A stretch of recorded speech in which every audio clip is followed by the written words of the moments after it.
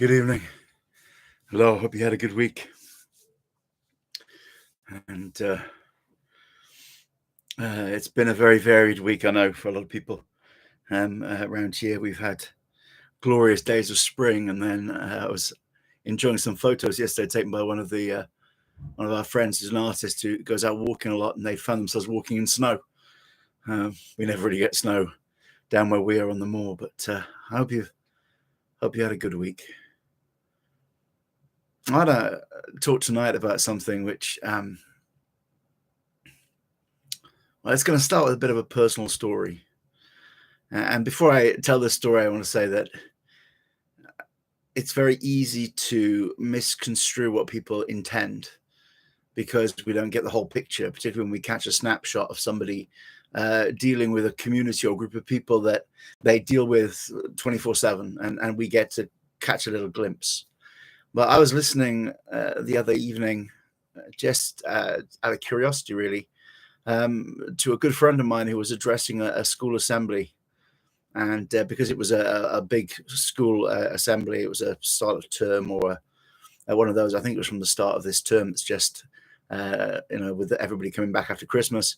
They were talking about what it is to be successful and to be driven and to pursue your own goals. And as part of that, they were extolling the virtues of particular patterns of behavior or mindsets. They were talking about being single-minded, about knowing what you want, knowing where your skills lie and really focusing on it. They're talking about being goal-orientated, setting your own goals. And I'm pretty sure they meant that you could not measure yourself against others, but measure yourself against your own achievements. Somebody who sets out to do the Couch to 5K so that they can get a little bit fitter shouldn't be measuring themselves against a Kenyan marathon runner.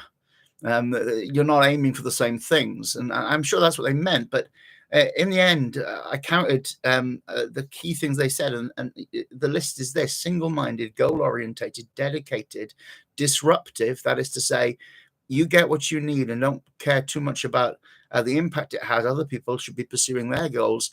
Don't let people tell you to just be quiet and wait your turn. Self-confident and invested in yourself. And I'm sure it was well received by the students, and I'm sure that they know their cohort. But the more I thought about it, they're actually a pretty destructive set of goals and behaviors. Because when we think about the people who are doing things in the world which are harmful or toxic, there's the big debate going on in our society at the moment about whether or not there should be billionaires. And if there should be billionaires, what sort of billionaires? And people get really angry at the Musks and the Bezoses and the Gateses of this world. But the very things that got them where they are the things that we're also, my dear friend, who I have a huge amount of respect for, was encouraging the teenagers in his care to pursue. The very things that make your favorite local cafe a successful small business are the same things that got Jeff Bezos where he is today. And so we have to, as Christians, say, hang on a minute. These things which sound like positives, these things which the world takes for granted are the attributes of people who are just getting on with making their way in the world and taking responsibility and those things. Are those really the principles that we should be living by? If we are living the life of Jesus, shouldn't we be living by principles that we see in his life and principles that he teaches? And what does it look like to be successful in the kingdom anyway? And if we want to be successful in the kingdom, how do we get there? And so tonight, I just very quickly, I want to talk to you about a different standard. And it starts with this question, I guess. Where do you find your identity? Where do your goals and your focus come from? When I was listening to that assembly, one of the points that really he jumped off from was this, that you should set your goals based on your own abilities, your own talents. You should be realistic about them. You should set them on the basis of your strengths. You should say, well, Maybe I'm never going to be the world's greatest novelist, but I might be a really good, I don't know, tiddlywinks player, whatever it happens to be. And so in the kingdom, living the life of Jesus Christ, being promised a share of his nature, a unique participation in his agenda, in his family business, as he puts it in the Gospel of John, when he calls us friends or partners in the enterprise. Is there a standard? Well, if the life that you live is the life of Christ, and if the nature that you have in him is a share of his divine nature, then, well, the superlative of those things is God himself. Psalm 18. I'm not going to read the whole psalm. It's an amazing psalm, but in verses 31 to 36, I think we get to the real crux of the matter. Psalm 18, starting at verse 31. For who is God except the Lord? And who is a rock except our God? It is God who arms me with strength and makes my way perfect. He makes my feet like the feet of deer and sets me on my high places. He teaches my hands to make war so that my arms can bend a bow of bronze. You, Lord, have given me the shield of your salvation.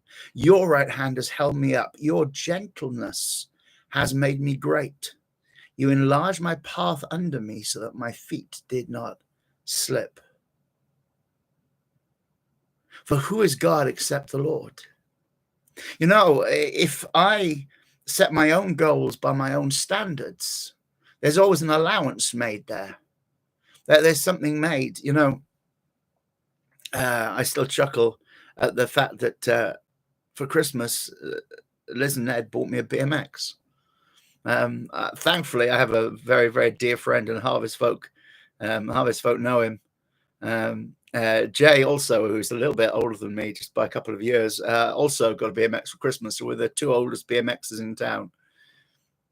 But I'm not planning to do any great tricks or anything. I just want to use it to get a bit fitter, chasing my boy around the yard. My goals, it's no good me saying, well, you know, I'll be doing backflips and all the different tricks that you can Google and spend hours watching on YouTube if you really are so inclined. I just want to ride around with my boy. But when I think about the life of Christ, when I think about the quality of his nature, when I think about his mercy and his goodness and his excellence, when I think about the fact that he gives himself completely, even to a world that rejects and despises him, where he does not hold back any of himself in any way, shape, or form because of his great love, I have to acknowledge that the superlative of his life is him. Who is God except the Lord? And who is a rock except our God? You know, circumstances can overwhelm me at the drop of a hat. Partly because of my illness and partly just because of my humanity. There are days when I can't lift my head. Days when in my natural strength I have got nothing. But my God is not overwhelmed. This morning in our Skype gathering, we were celebrating the fact that it's his life. It's his life that's become our life. And so here I am. And my hope is in him, and my life is in him, and my joy and my peace are in him. Who is a rock? Who is immovable, unchangeable? Who has no need of change except our God? Now, verse 32 continues. And I've got to remember this is being written by a man who was in a fight for most of his life, living in a dispensation of judgment and not of grace. But he says this, it is God who arms me with strength. It's God who makes my way perfect. It's God who makes my feet like the feet of a deer and sets me on my high places. He's saying, look, everything I've attained, everything that you might look at and say, didn't he do well? If it's good, God did it. God is my strength. God is my abilities. God equips and keeps and sustains me. I didn't get here because I had a plan.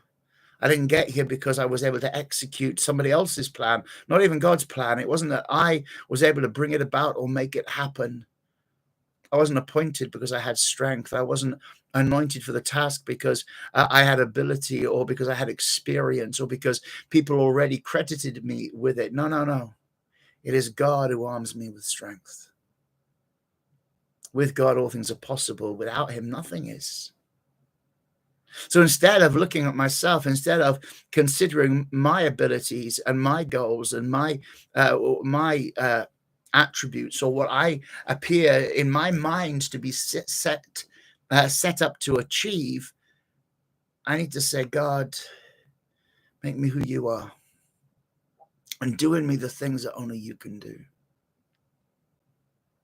You see, immediately it's not about me determining my way. It's about him determining my way. It's not about me speaking affirmations to myself, which are fantasies of who I'd like to be, or my own frail imaginations of what I might be able to do based on what in the past I've been blessed to achieve by luck and by circumstances and by the mercy of God. No, it's saying, okay, God, it's your life, it's your strength. You're the one who's going to have to make my way perfect. Even if I have an inkling of where I'm going, I have no ability to know the best way to get there. But God, you can make my way perfect. You can establish me. You can set me on my high places. He teaches my hands to make war so that my arms can bend a bow of bronze. You've also given me the shield of your salvation. Your right hand has held me up. Look, you're my victory, God. You're my victory. And so there's a path to a peaceful mindset, a path to a powerful attitude, and to habits which are the habits of God, not the habits of any human set of recommendations or any human coach or guru or self-help guide. And the way God lives, the way God works in people's lives, the way God deals with individuals is very different from the way you or I might. You see, one of the things that in my generation we've learned, and it's been a good lesson to learn, is that you have a responsibility to take care of your health. It's true. You know, your body was given to you by God, and you should honor that, and you should be respectful of it. You know, there are plenty of times in the Bible where God's intervention in the life of someone who is serving him is to tell them to rest, to eat, and to let him take the weight of it. Over and over again, whether it's Elijah who's there by the brook, God feeds him and he rests, and there's chaos going on, but God just provides for him. Or whether it's the example of Jesus when he's in the boat with the disciples and the storm is raging and he's asleep. He's just resting. But it is for God to measure my days. It's for God to measure my life. And when I realize that he is my strength, when I realize that he can sustain me, when he can provide for me, that he is for me, well, then I can trust the care of the Father who loves me far more than my own ability to care.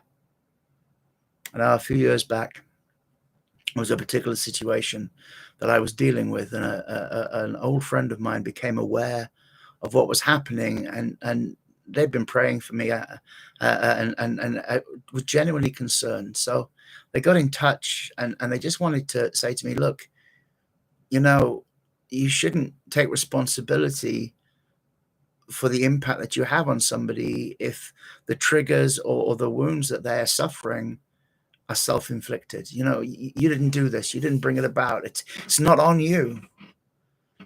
And they were doing it from a really beautiful place. They were worried about me, and they didn't want me to carry a burden that I'm genuinely not capable of carrying. And their assessment of that was absolutely on the money. But they're also people of great faith. And as we talked about it, bit by bit, they arrived at the conclusion, and I got there with them, that for all of their concerns, really the burden of it rests on God. And that the attitude of Jesus to the people around him was not, you're too much for me.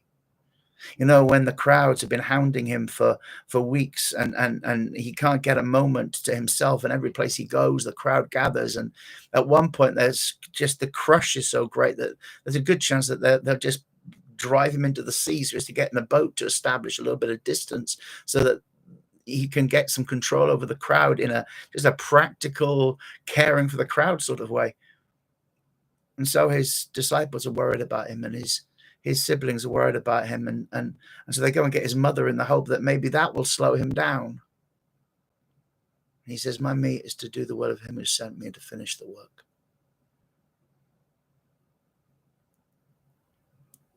They said he was beside himself. They assumed that he was just being driven to madness by the stress and the pressure of it. And he says, it's not me that does the works, but the Father.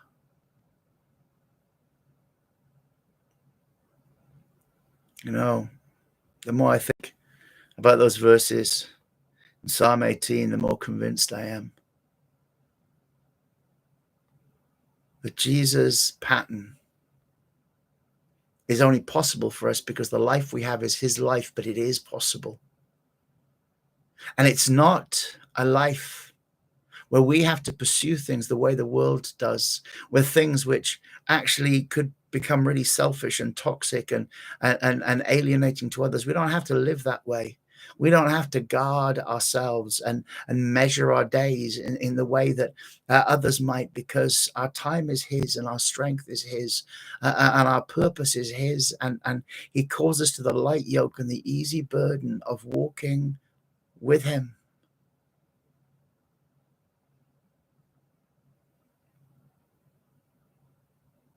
I don't believe that I will miss out on a single thing of the purposes of God because I took time to be gracious to somebody, because I showed mercy, because I was compassionate, because I didn't fight for my own corner, because I didn't think that I had to make my own way in the world.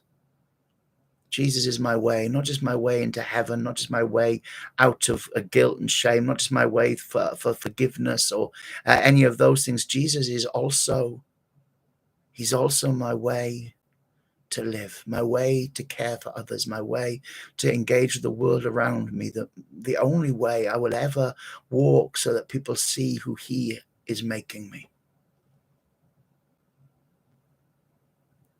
He's my way to fulfill my purpose. He's my way to mature and grow up into the fullness of his extraordinary character and life. And so there are days when you need someone to say, come on, pull yourself together.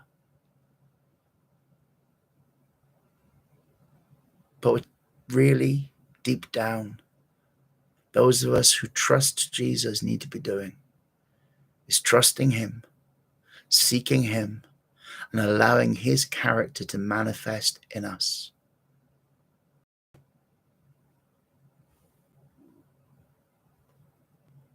After all, we can't take the credit.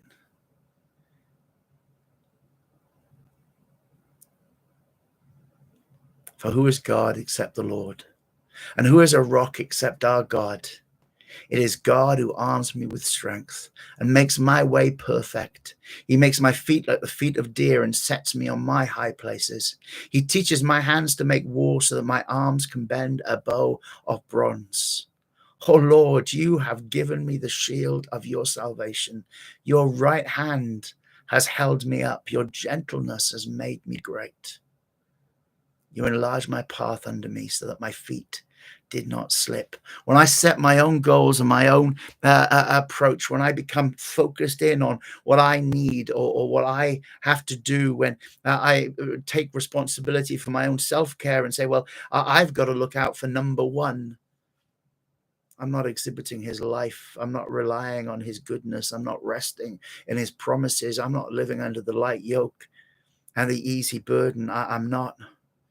But when I trust him, when I surrender to him, when I cry out to him that I might exhibit his love, his mercy, his grace, when I say, God, you made me, you formed me, you know what I'm for.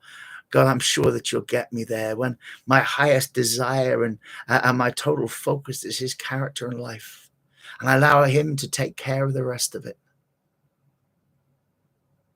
That's the only way my feet won't stumble. It's the only way my way is ever going to be perfect. And the great promise of the Bible is that the paths of God are peace. Jesus says, when we take his yoke upon us and learn from him, the one who is meek and lowly in heart, we discover that his yoke is easy, his burden is light, and we will find rest for our souls. Self-care will only get you so far, but trusting yourself to the care of Almighty God, there is no better, no safer, no more blessed, no more successful or prosperous place to be. God bless. That's our thoughts for this week. Don't forget, you can get in touch with us. The details pop up below these videos. And God willing, we'll see you next Sunday night.